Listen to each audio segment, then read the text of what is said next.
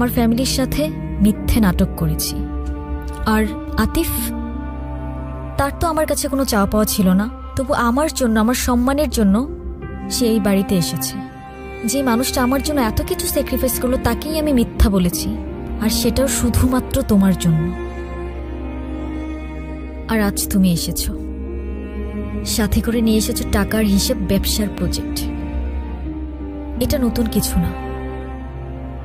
তুমি যখনই আসো তখন ভালোবাসা নয়, তোমার দরকার নিয়ে আসো।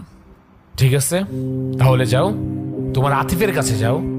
তোমার প্রেম ভালোবাসা সব তার সাথেই মানাই। হ্যাঁ, একই বাড়িতে থাকো, একই ঘরে থাকো, না জানি কি কি হইছে এর ভেতরে।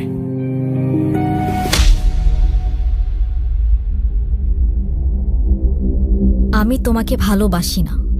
তুমি এখন এই মুহূর্তে এখান থেকে চলে যাবা। যাও।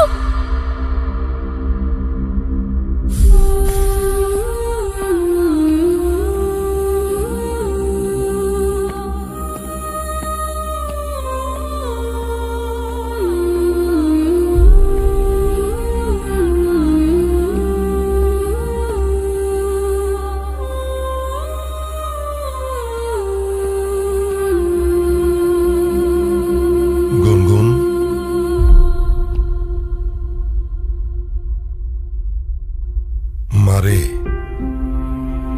তুই আজকে যেটা করেছিস একদম ঠিক কাজ করেছিস। আমি না তোকে কোনোদিন বুঝিনি, বুঝবো কি করে?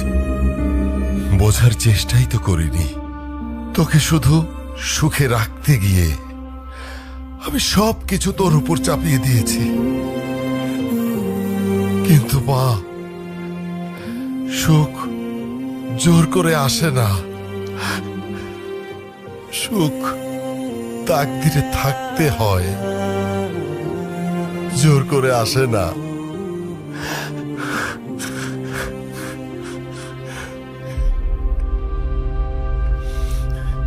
তুই একটু তোর নানুর কাছে যা না।